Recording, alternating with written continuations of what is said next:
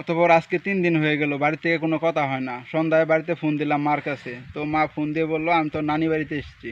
তো বললাম কোনো সমস্যা, বললো কোনো সমস্যা নাই, কোনো সমস্যা নাই।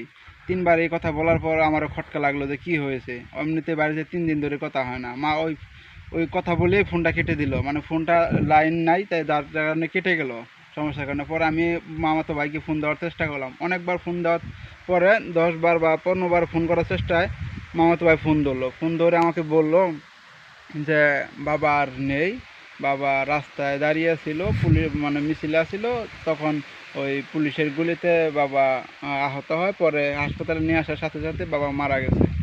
তো আপনারাই বলেন, তো ঘটনাটা মিথ্যা নয়, এটা আমার বাস্তব কাহিনী।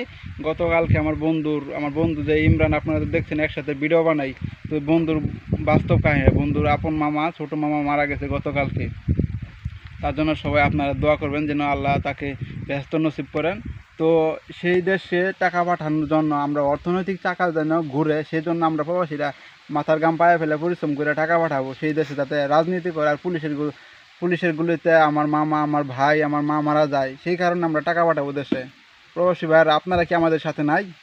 আর 7 দিন টাকা পাঠানি বন্ধ করছে, তাতে $50,000 কোটি কমে গেছে বাংলাদেশ ব্যাংক রিজার্ভ থেকে। তো ইনশাআল্লাহ আপনারা শপথ গ্রহণ করেন, আমার বাংলাদেশে ভাইয়েরা যেভাবে আন্দোলন করতেছে তারা যাতে সুষ্ঠু বিচার পায়, তারপরে যাতে এই খুনের আসল বিচার হয়, বিচার হওয়ার পরে আমরা টাকা পাঠাবো।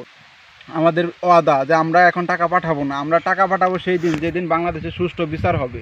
সুষ্ঠু বিচারের পরে ওই যে আমার মামা যে খুন হলো, ওটা আমার বন্ধুর মামা না, ওটা আমারও মামা, ওটা আপনারও মামা। যদি আপনার মামা হয়ে থাকে, আপনার ভাই হয়ে থাকে, তাহলে আপনি ওর দেশে টাকা পাঠাবেন না, এটা ওয়াদা করেন।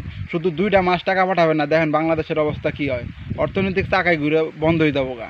তো আপনারা যদি আমাদের পাশে থাকেন তাহলে অবশ্যই সবাইকে সচেতন করে দিবেন। ভালো থাকবেন।